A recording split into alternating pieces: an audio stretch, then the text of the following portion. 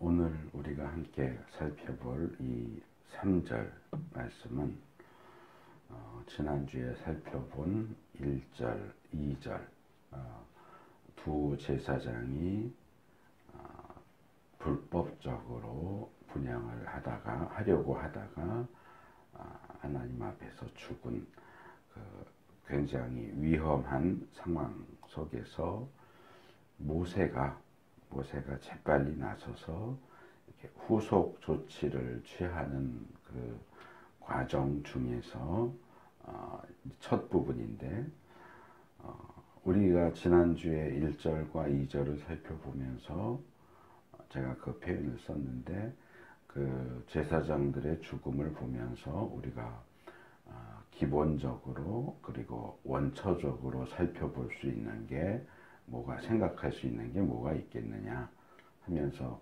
그 내용을 말씀을 드렸는데, 그것은 말하자면 우리가 제3자의 입장에서 이런 광경을 봤을 때 우리가 떠올리거나 생각할 수 있는 게 뭐가 있을까 하는 것을 말씀을 드렸던 거고, 이제 오늘 이 3절 말씀은 그 사건을 하나님께서는 어떻게 보고 계시는가, 하나님께서는 이 사건을 어떻게 이해하시고 또 거기에 대해서 뭐라고 말씀하시는가 하는 그런 내용입니다. 그래서 우리가 지난주에 살펴본 내용하고 좀 겹치는 부분이 있을 수도 있지만 조금 더 정확하게 하나님의 시각에서 이 상황, 이 사건이 어떻게 이해되고 있는가 하는 것을 좀 더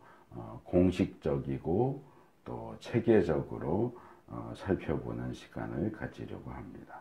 그래서 모세는 이제 아마도 다들 놀래서 멍해 있는 상황이었을 텐데, 모세가 가장 먼저 재빠르게 나서서 이제 이 사태를 수습을 하면서 가장 먼저 한 것이 지금 이 읽은 3절에 나오는 그 발언입니다.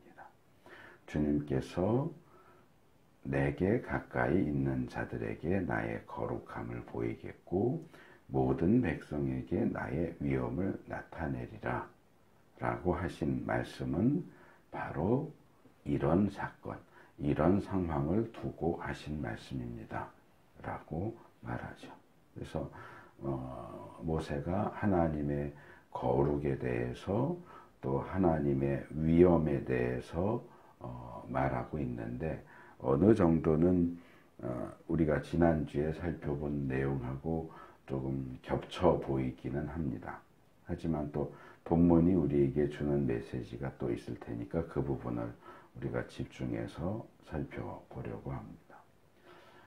그런데 저는 일단 이 본문 내용을 살펴보기 전에 먼저 하나 좀 나누고 싶은 내용이 있는데, 그건 뭐냐 하면 여러분들은 어떻게 느끼실지 모르겠어요. 지금 두 명의 제사장이 잘못된 방법으로 하나님께 분향을 하려고 하다가 하나님 앞에서 불이 나와서 죽었어요.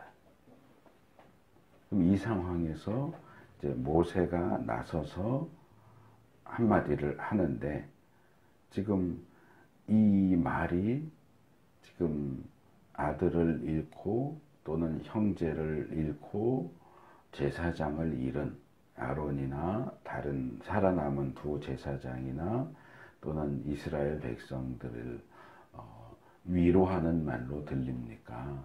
아니면은 상당히 객관적인 측면에서 정말 제3자의 입장에서 이렇게 평가하고 지적하는 말로 들립니까? 제가 볼 때는 적어도 위로하는 말처럼 들리지는 않아요. 사람이 죽었는데, 특별히 이 아들들이 죽은 아버지 아론을 위로하거나 이렇게 케어해 주려는 그런 어떤 뉘앙스가 보이지 않아요. 그냥 지금 일어난 이 사건이 어떤 의미를 가지고 있는가 하는 것을 객관적으로 제시하고 있는 것처럼 보입니다. 그래서 이런 이 모세의 태도와 발언을 어떻게 보면 굉장히 냉정하다, 굉장히 냉정하고 좀 인간미가 없어 보인다, 그렇게 느낄 수도 있습니다. 그런데 이제 뒤에 이어지는 이 내용의 흐름을 보면 모세는 처음부터 끝까지 시종일관 이런 태도를 취하고 있어요.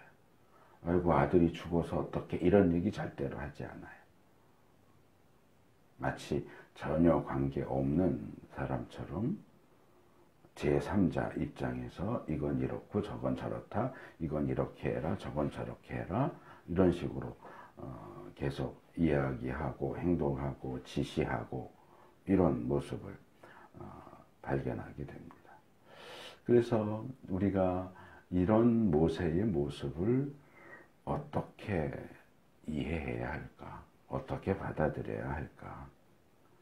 또 이런 모세의 방식을 내가 그런 비슷한 입장에 처해 있다면 어떻게 적용할 수 있을까 하는 생각을 좀 하게 됩니다. 우리 주위에 뭐 똑같을 수는 없겠지만 지금 아론처럼 비극적인 일을 당한 사람이 있을 때 과연 내가 그 사람에게 모세가 한 것처럼 그렇게 냉정하고 객관적인 사실만을 언급하는 것이 올바른 태도라고 말할 수 있을까?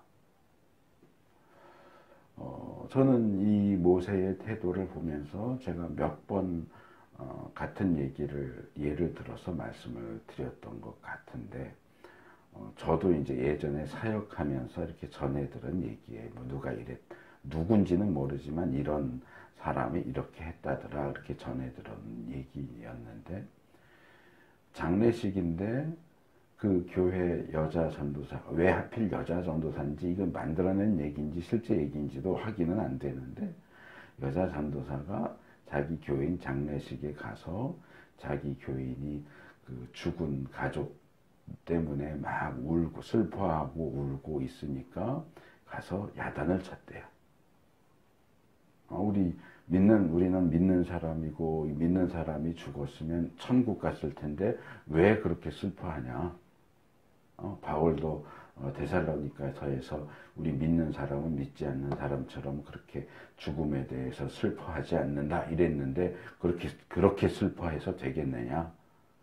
슬퍼하지 말라고, 울지 말라고 그렇게 야단쳤다는 그런 얘기를 제가 전에 들은 적이 있고, 그래서 설교하면서 비슷한 주제가 나왔을 때 제가 몇 번 소개를 한 적이 있는데, 그거 굉장히 그 여전도사가 잘못된 생각을 하고 있고 잘못된 행동을 한 거다, 이런 식으로 제가 여러 차례 말씀을 드렸던 적이 있는데, 지금 본문에 나오는 모세의 그 어떤 행동, 발언이 꼭 그 잘못했다고 지적했던 그 여자 전도사의 행동하고 굉장히 비슷해 보인다는 거죠.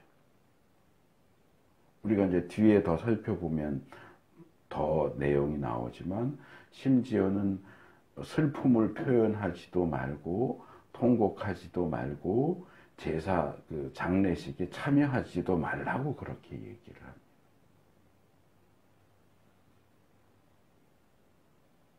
그래서 우리가 이 본문을 보면서 최소한 이 모세를 오해하지 않기 위해서, 모세를 오해하지 않고 또 이 죽음에 대한 성경의 가르침을 오해하지 않기 위해서 좀 주의를 기울이고 특별히 두 가지 측면에서 좀 생각을 하는 것이 필요하다 하는 것을 먼저 좀 말씀을 드리려고 합니다. 첫 번째로는 우리가, 모세가 또는 아론이 처해 있는 정확한 상황을 파악하는 것이 중요하다. 정확한 상황을 파악하는 것이 중요하다. 우리는 대부분 지금 이 본문을 읽고 또는 듣고 하면서 어쨌든 어찌 됐든 간에 아들 2명이 졸지에 죽었는데 그 위로해 주는 게 맞지. 아마 그런 생각을 할 것 같아요. 근데 가족이 죽었잖아요. 아들이 죽었는데 거기에 대해서 뭐 야단치듯이 말하고 뭐라고 그러면 그거는 사람이 할 일이 아니지. 일단은 위로해 줘야지. 그게 아마 대부분의 생각일 것 같아요. 그런데 우리가 여기서 현재 일어난 이 사건만 볼 게 아니고 이 사건이 왜 일어났는지도 생각을 해야 된다는 거죠. 본문의 경우 이 아론의 2 아들은 우리가 이미 살펴본 것처럼 분명히 하나님을 거역하고 범죄했기 때문에 벌받아서 죽은 거예요.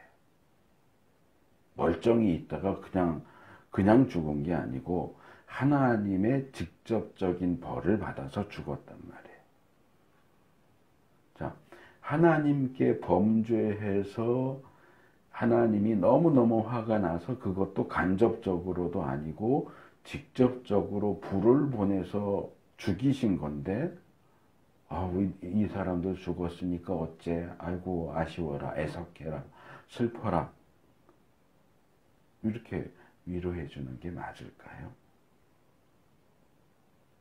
자, 아이가 학교에서 뭔가 중대한 심각한 잘못을 저질러서 선생님한테 맞고 왔어요. 그러면 잘못을 해서 맞고 온 아이를 위로해주고 때린 선생님을 욕해야 되나요? 어찌됐든 어떻게 애를 때려 무슨 잘못을 했든지 어떻게 애를 때릴 수 있어 이렇게 말하는 게 옳은가요? 때린 사람을 비난하고 잘못해서 맞은 사람을 두둔하는 게 옳은가요? 그래서 일의 전후 상황에 대한 판단을 정확하게 한 후에야 올바른 대처를 할 수 있다.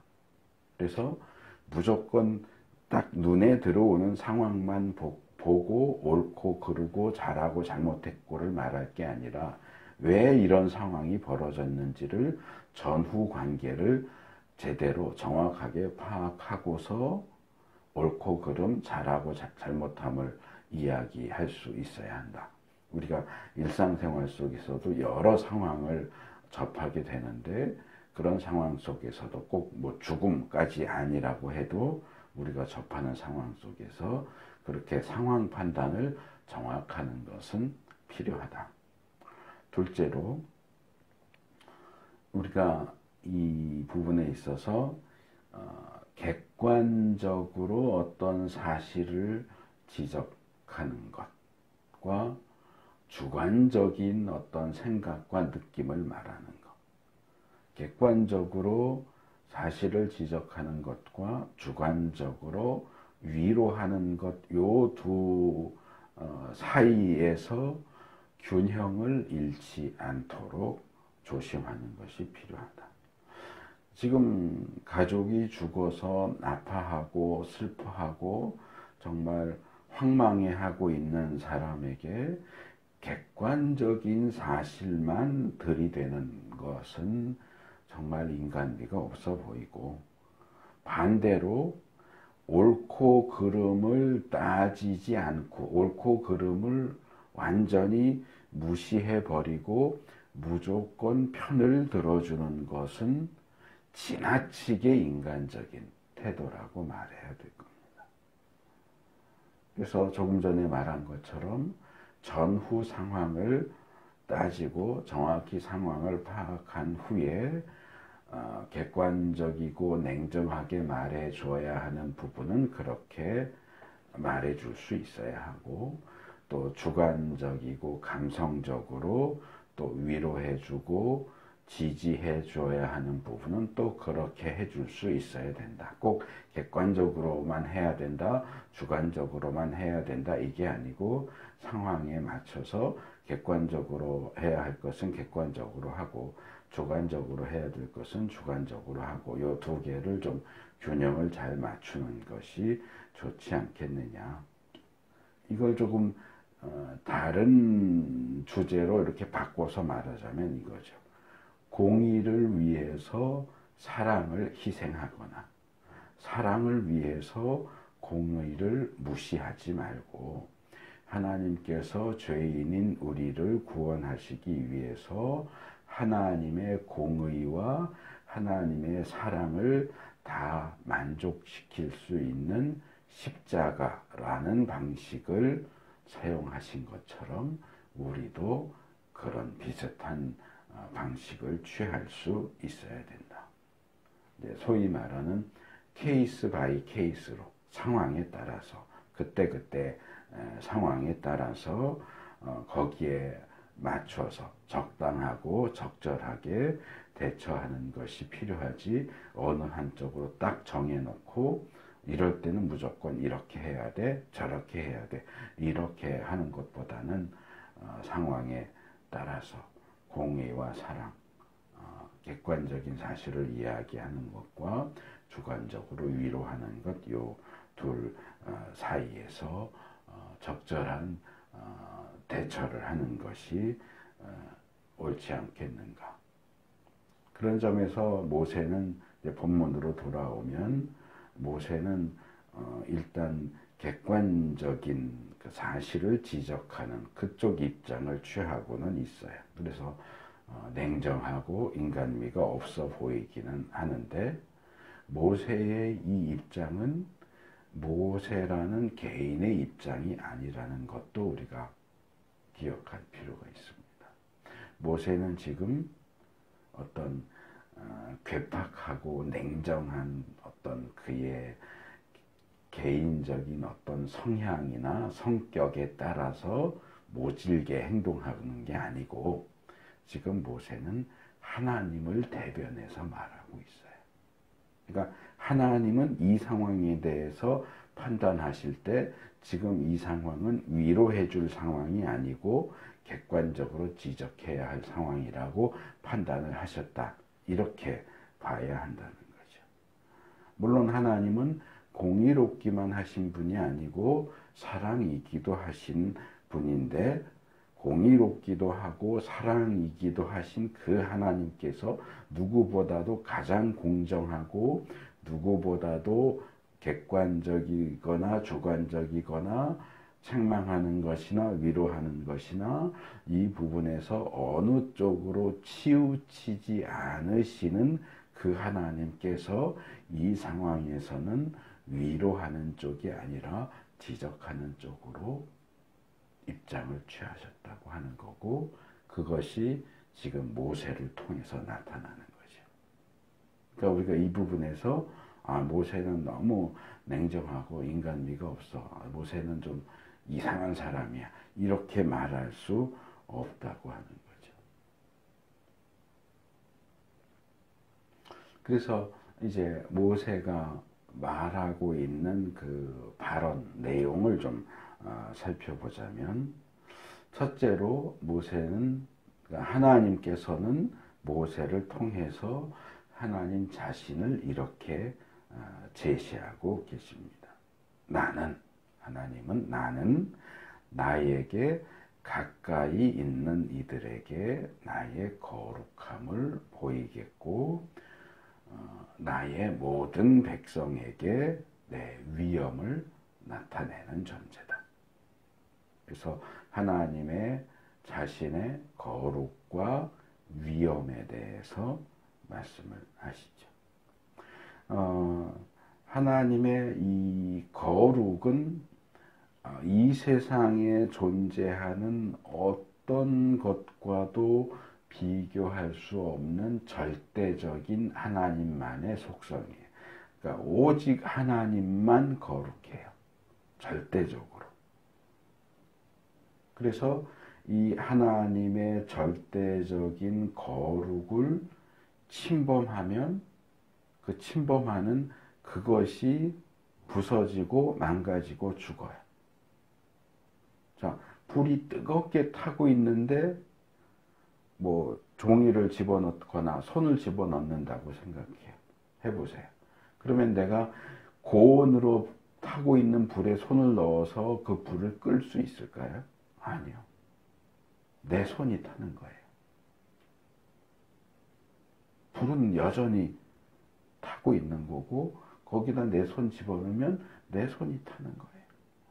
거룩하신 하나님의 어떤 부정한 것을 가지고 접근했다, 접촉했다. 그러면 하나님의 거룩이 훼손되는 게 아니고 그 하나님의 거룩에 접근하고 접촉한 부정한 것이 망가지고 깨져버려요. 지금 일어난 상황이 바로 그런 상황이라는 거예요.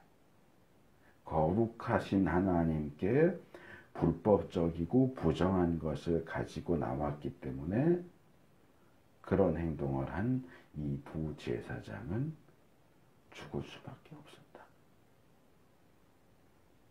그리고 이런 하나님의 거룩은 또 다른 측면에서 하나님이 얼마나 위험이 아니고 위엄을 가지고 있는 존재인가.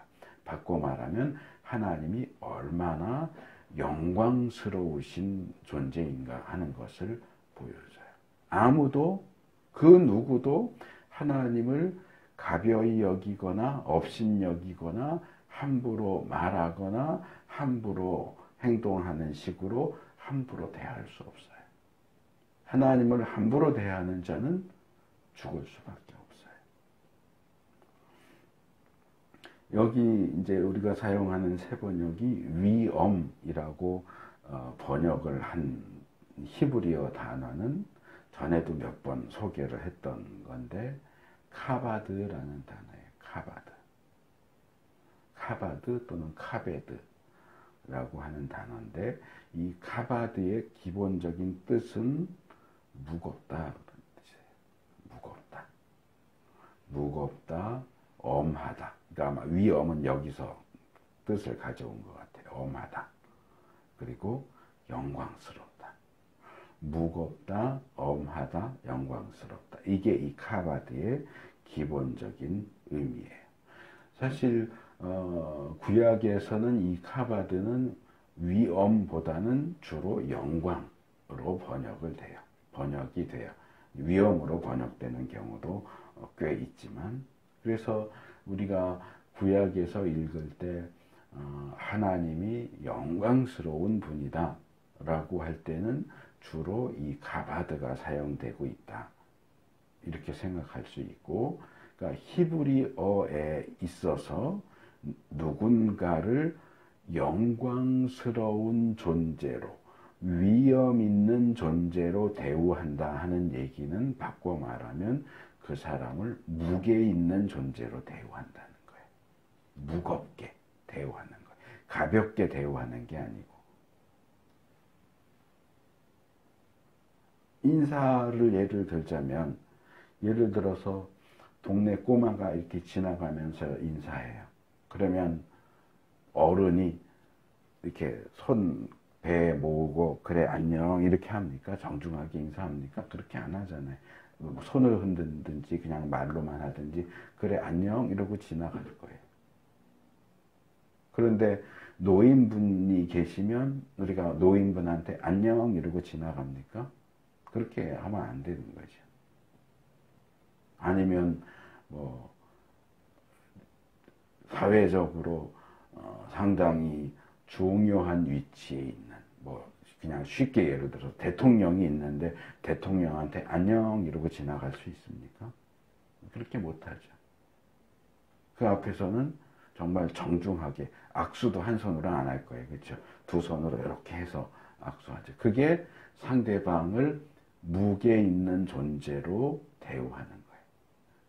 내가 대하는 상대방이 얼마만큼의 무게를 가진 존재냐에 따라서 상대방을 대하는 나의 방식이 달라지죠.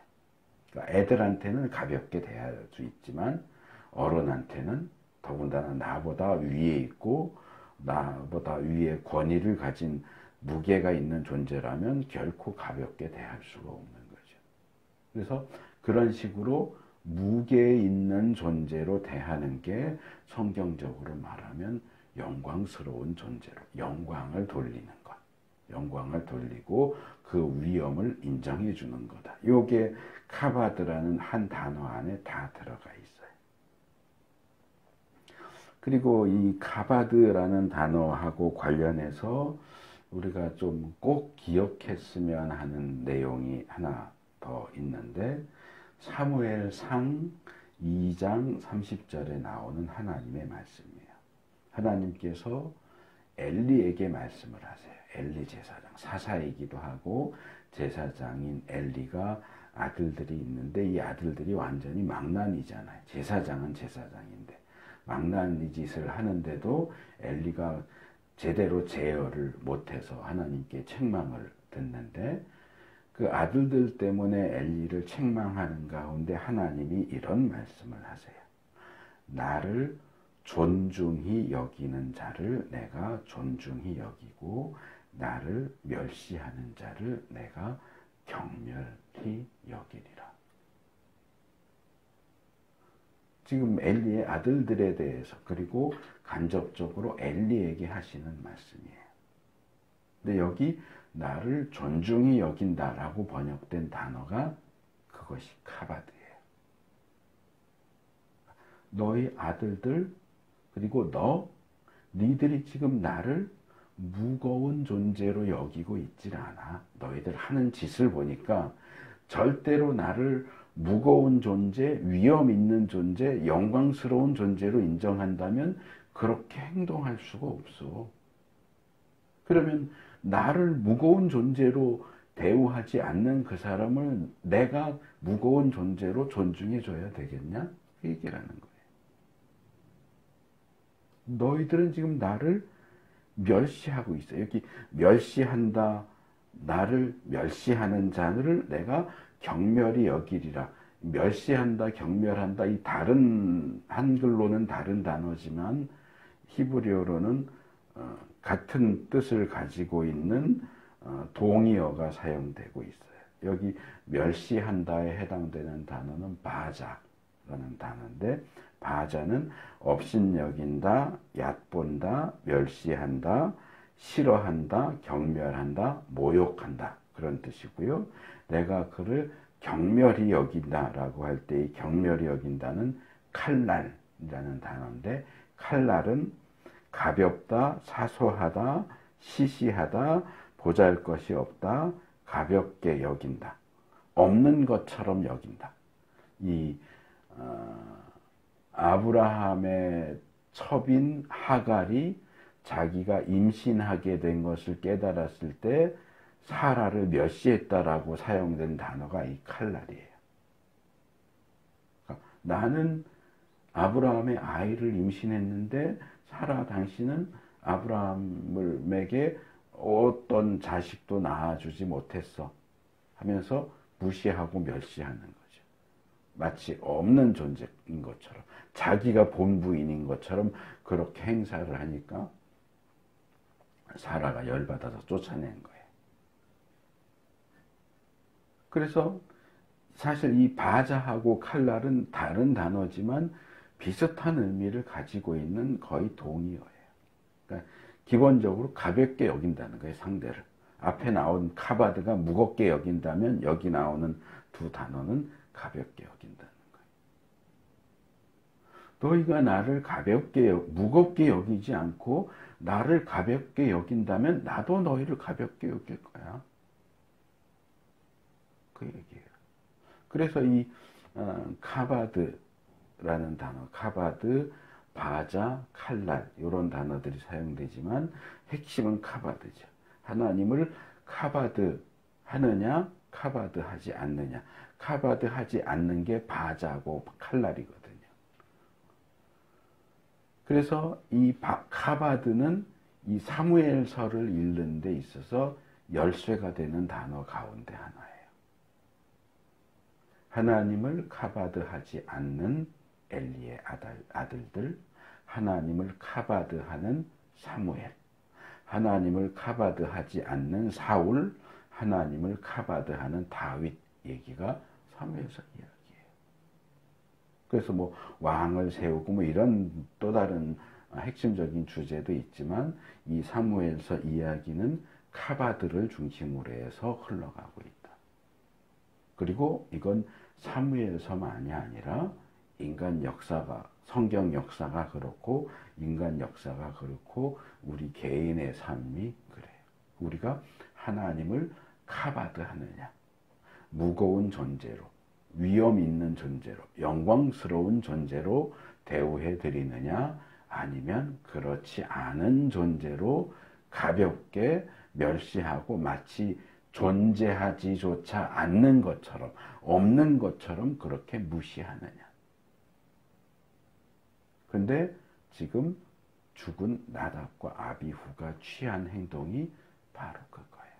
하나님의 거룩도 무시하고 하나님의 영광도 무시하고 위엄도 무시하고 하나님의 무게도 무시했어요. 그래서 하나님이 그들을 쳐서 죽게 하신 거예요. 그래도 나답과 아비후의 편을 들어줘야 되는 건가요?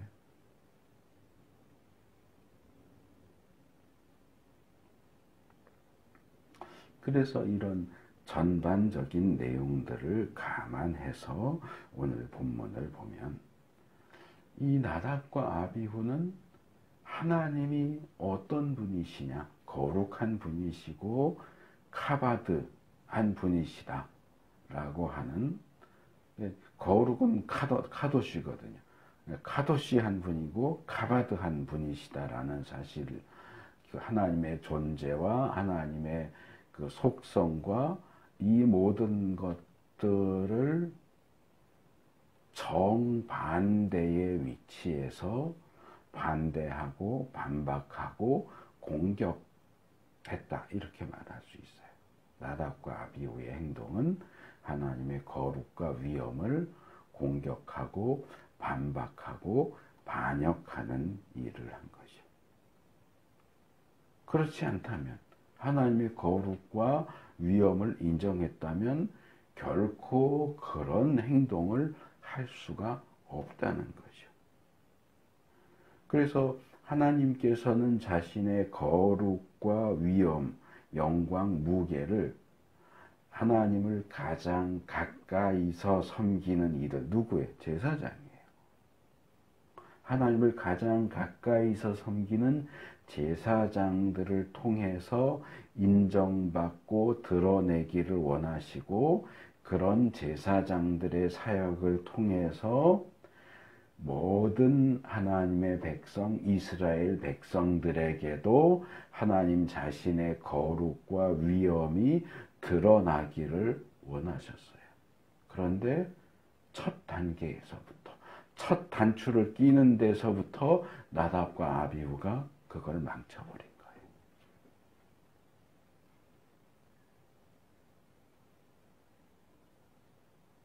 그러니 하나님 입장에서는 그런 나답과 아비후를 용납하고 용서할 수가 없는 거죠. 불을 내보내서 죽일 수밖에 없었던 거죠. 그래서 모세는 하나님이 어떤 분이시냐, 하나님이 거룩하시고 위엄 있으신 분이다라는 사실을 선포하는 것과 동시에 하나님이 거룩하시고 위엄 있는 분이시다라고 하는 이 사실이 바로 지금 일어난 이 사건과 아주 밀접한 관계를 가진다. 이 하신 말씀은 바로 이것을 두고 하신 말씀입니다. 라고 현재 일어난 사건이 어떤 의미를 가지고 있는지를 해석해 주고 있는 겁니다. 사실 이 나답과 아비후는 다른 이스라엘 사람들하고 다를 게 전혀 없어요. 그냥 이스라엘 사람, 여러 이스라엘 사람들 가운데 하나였을 뿐인데도 불구하고 하나님이 그들을 선택하셨어요. 그들의 아버지인 아마 아론을 선택하셨기 때문에 아론의 아들들도 덩달아서 선택이 된 거지. 나답과 아비후가 제사장이 될 만한 어떤 일을 한 적이 없어요. 어떤 공을 세운 적이 없어요. 순전히 은혜로 아론의 아들이라는 사실만으로 선택돼서 제사장이 됐어요. 그러니만큼 더 신경을 쓰고 더 조심해서 하나님의 거룩과 위엄을 드러내는 그 역할을 했어야 했는데, 우리가 지난주에 살펴본 것처럼 몇 가지 여러 가지 이유 때문에 또 여러 가지 방법으로 오히려 하나님의 거룩과 위엄을 깨트리는 방식으로 행동을 한 거예요. 주제넘게 하나님을 모독한 거죠. 하나님을 반역하고 모독하는 행동을 했고 그 벌을 고스란히 즉각적으로 받은 거죠. 오늘날만 그런 건 아니겠죠. 오늘날에만 그렇다라고 말할 수는 없겠지만 오늘날의 교회들과 그리스도인들의 모습을 살펴보다 보면 자기들은 하나님을 존중하지 않아요. 정말 개뿔도 존중하지 않아요. 하나님을 개뿔도 존중하지 않으면서 하나님한테는 자기들을 존중해 달라고 요구하는, 어떨 때 보면 요구하는 게 아니고 마치 명령하는 것처럼 보이기까지 하는데, 하나님은 나는 하나님을 존중하지 않지만 하나님은 나를 존중해 주셔야 한다고 마치 빚쟁이들이 자기들의 정당한 권리를 주장하듯이 억지를 부리고 떼를 쓰는 그런 모습을 어렵지 않게 발견하게 됩니다. 제가 볼 때 그런 행태들은 하나님이 얼마나 거룩하신 분이고 얼마나 위엄과 영광으로 가득한 정말 무게 있는 존재이신지를 망각한 행위가 아닐 수 없습니다. 하나님을 얼마나 가볍게 보고 무시했으면 그렇게 하나님을 멸시하고 모독하고 천하게 만드는 방식으로 말하고 행동하겠습니까? 정말 하나님 무서운 줄 모르고 찢고 까부는 그런 모습이고, 나답과 아비후처럼 당장에 죽어 자빠져도 할 말이 없는 극악무도한 그런 범죄를 저지르는 것이다. 그렇게 말할 수 있습니다. 모세가 시편 90편 11절에서, 시편 90편은 시편 가운데 유일하게 모세가 쓴 시인데요. 90편 11절에서 이렇게 얘기합니다. 요건 제가 개역의 번역이에요. 이 본문은 새 번역보다 개역의 표현이 더 좋아서 제가 개역으로 읽어드립니다. 누가 주의 노의 능력을 알며, 진노의 능력을 알며, 누가 주를 두려워하여야 할 때로 주의 진노를 알리까. 모세가 이렇게 보니까 이 땅에 하나님이 진노하시면 얼마나 무서운지를 아는 사람이 없단 말이에요. 야, 너희들은 정말 하나님이 얼마나 무서운 존재인지, 얼마나 두려워해야 하는 존재인지를 정말 모르고 있구나. 그 얘기를 하는 거예요. 우리는 정말 두려워해야만 하는 하나님의 진노를 알아야 돼요. 한마디로 하나님 무서운 줄을 알아야 된단 말이에요. 우리가 우리가 섬기는 하나님 두려워할 줄을 모른다면 언제라도 나답과 아비후처럼 되고야 말 거예요.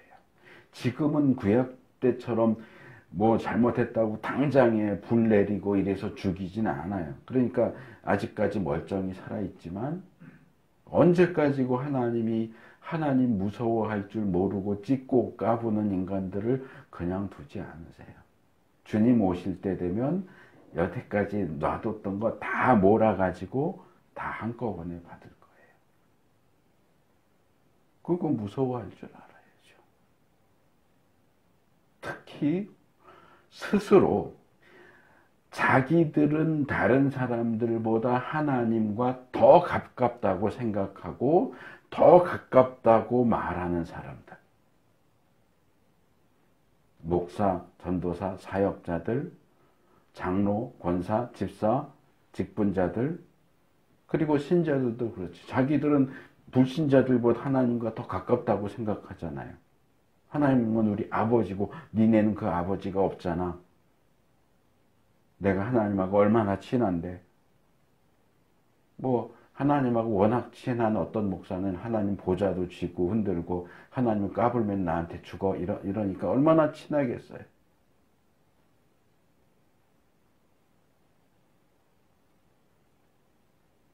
스스로 하나님과 정말로 가깝다고 생각하는 그 사람들은 더 엄중한 벌을 받게 될 거라는 사실을 기억해야 돼요. 하나님과 정말 가까워서 하나님 수염을 잡아 뜯어도 된다고 생각하는 사람들은 그 하나님의 거룩과 그 하나님의 위엄을 훼손한 그 죄를 하나도 남김없이 모두 다 받게 될 겁니다.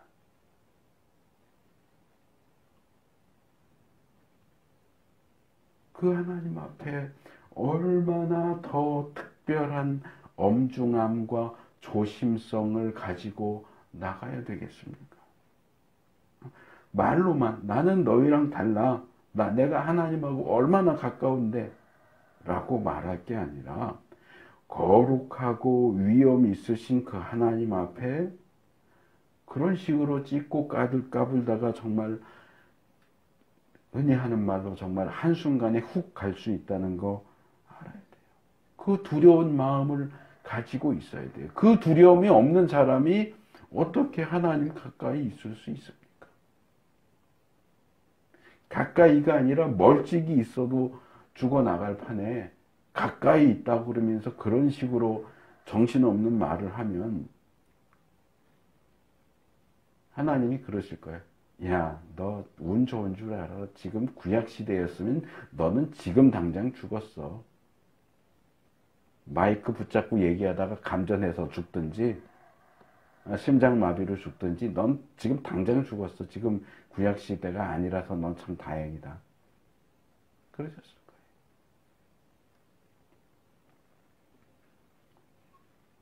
하나님께서 아모스 3장 2절에서 이렇게 말씀하세요.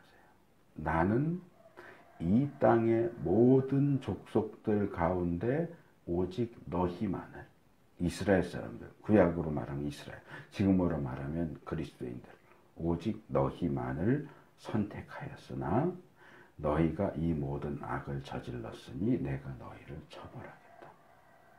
요 번역도 사실 새 번역 조금 마음에 안 들어요. 옛날 개역이 더 좀 막 이렇게 실제적으로 이렇게 와닿아요. 하나님이 그렇게 말씀하세요. 그래, 세상 모든 사람들 중에서 너는 내가 특별하게 알아. 특별히 알아. 내가 너를 특별히 알기 때문에 너 죄 지면 가만히 안 둘 거야. 그 얘기하는 거예요. 특별히 알기 때문에 죄 지어도 내가 한 번쯤은 봐줄 게가 아니고 내가 너를 특별히 알기 때문에 죄 지면 너는 더 많이 혼날 줄 알아. 그 얘기를 하시는 거예요. 하나님 가까이 있는 게 특권 같죠. 이 특권 맞아요. 맞기는 맞아요. 그런데 그 특권에는 정말 무한한 책임이 따라붙어요. 내가 하나님 가까이 있는 존재이기 때문에 하나님 멀찍이 있는 사람이 저지르는 잘못과 비슷한 잘못을 저질렀어도 이게 더 많이 드러나요. 보통 성가대 얘기 많이 하잖아요. 요즘엔 성가대 잘 안 세우지만 어때요? 자, 여기가 강단이에요. 목사가 여기 설교해요. 그럼 성가대는 어디 있어요? 보통 이쪽이거나 이쪽에 있잖아요. 앞에 있어요. 회중석에 앉아있는 성도들을 눈에 보인단 말이에요. 근데 그 성가대석에 앉은 사람이 예배 시간에 설교 시간에 딴짓을 한다고 쳐봐요. 그 사람 거기 안 앉아있으면 회중석에 석에 앉아있으면 눈에 안 띌 텐데 이 눈에 띄는 성가대석에 앉아가지고 딴짓하고 있다가 걸렸다.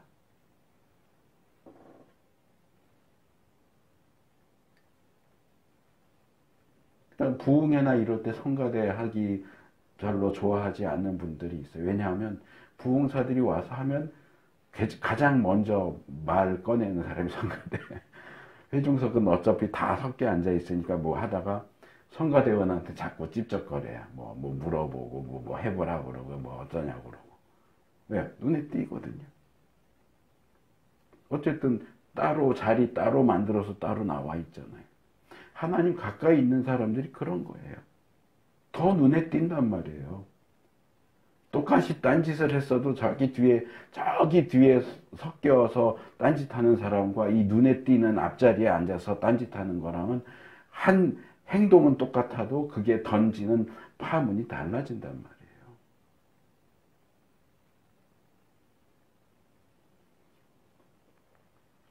그리고 3절 하반절에 넘어오면 모세의 이 발언을 들은 아론이 아무 말도 못했다. 아무 말도 못했다. 여기 좀 길게 번역했죠. 아무 말도 못했다 라고 번역한 거는 히브리어로 딱 한 단어예요. 다맘.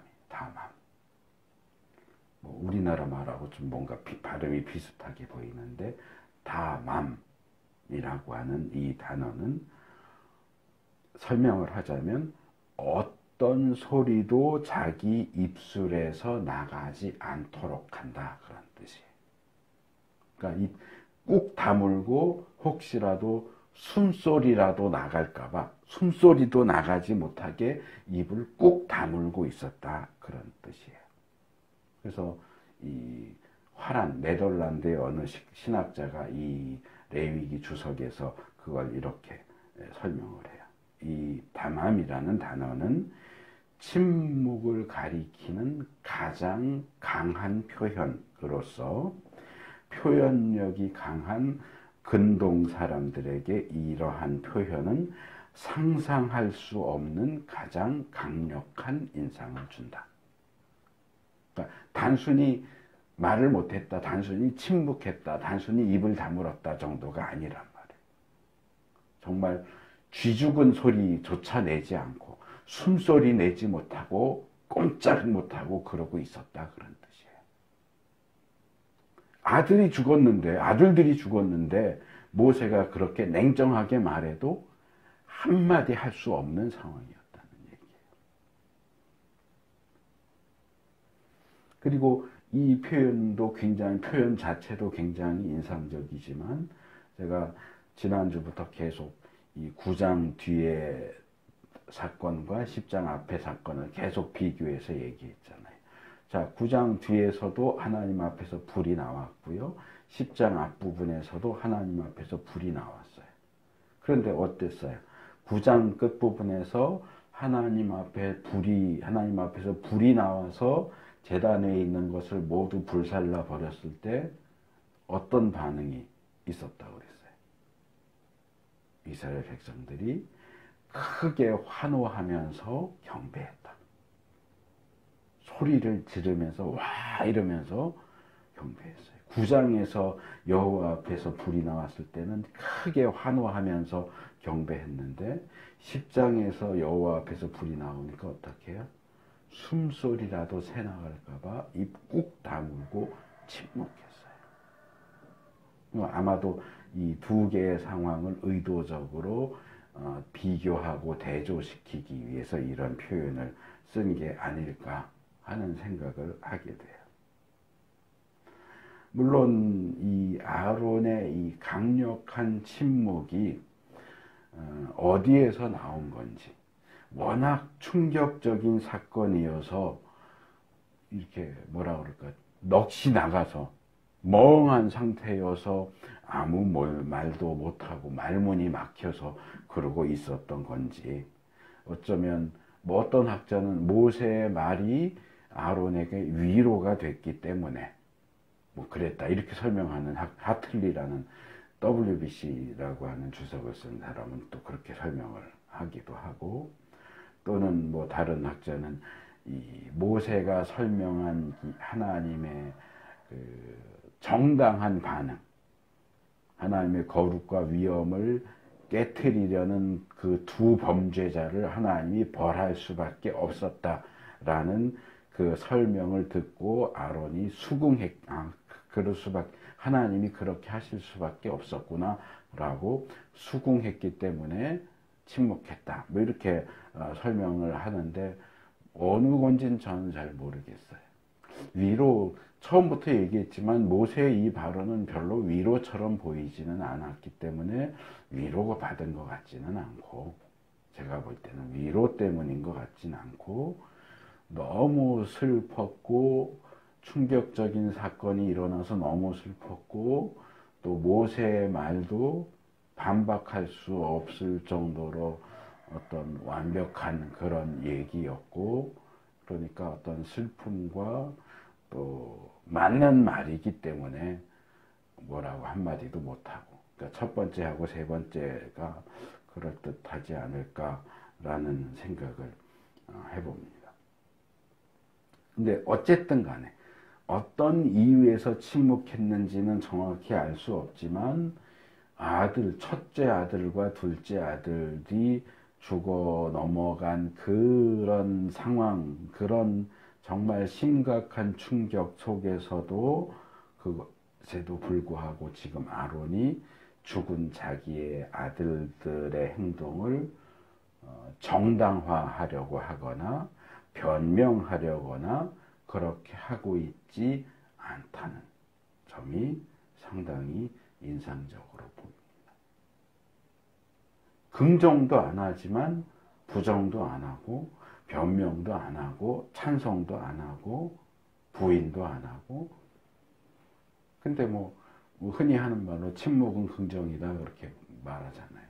그러니까 일단 아론이 그렇게 말하는 모세, 그렇게 벌 주신 하나님에 대한 어떤 불만과 이 어떤 반항심이 있어서 화가 나서 삐져서 입을 다물고 있었던 것 같지는 않아요. 너무 슬프기도 하고, 또 한편으로는 모세를 통한 하나님 말씀, 예, 맞습니다. 하나님 말씀이 맞습니다. 라는 의미에서 침묵을 하고 있는 것 같아요. 그래서 앞에서도 제가 잠깐 말씀드렸지만, 자기들이 잘못해놓고서도, 자기가 잘못해서 맞을 짓을 해서 맞았는데 자기가 맞을 짓 잘못했다라는 건 까맣게 잊어버리고 왜 때려 하고 덤비는, 특별히 요즘 세대들은 더 그런 것 같아요. 자기 할 말 다 하는 세대라서 그런지 자기가 맞을 짓 한 거는 까맣게 잊어버리고, 내가 아무리 잘못했어도 그렇지 왜 날 때려? 어떻게 사람을 때릴 수 있어? 그런 식의 반응을 보이는 그런 일반적인 모습과 지금 이 본문에 나오는 아론의 모습은 굉장히 대조된다, 이렇게 생각이 됩니다. 그래서 오늘 우리가 이 나답과 아비후의 죽음을 하나님께서는 어떻게 바라보시는지, 이 사건이 어떠한 원리에 의해서 이렇게 진행되었는지 하나님께서 직접 해명하시고 해석해 주시는 내용을 살펴봤습니다. 또 부수적으로 이 사건에 대한 모세의 반응과 또 아론의 반응도 짧게 말씀을 드렸고요. 그래서 우리가 이 레위기 10장 내용을 정말 짧고 굵게 간단하게 뭐 그냥 다루고 넘어갈 수도 있지만, 제가 일부러 요 부분, 요 레위기 10장 앞부분은 일부러 좀 조심스럽게 그리고 자세하게 살펴보고 있습니다. 그래서 이 내용들을 통해서 이 하나님의 백성, 하나님 나라 백성 된 우리가 우리의 왕이신 하나님을 어떻게 생각하고 대해야 하는지,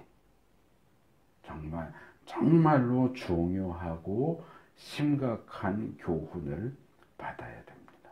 그래서 우리의 신앙생활과 일상생활에 있어서 정말 하나님 무서운 걸 알아야 돼요. 하나님 무서운 줄 알고 하나님의 거룩, 위엄, 영광을 존중해 드리면서 거기에 걸맞는 방식으로 살아갈 수 있는 우리 모두가 될 수 있기를 축복합니다.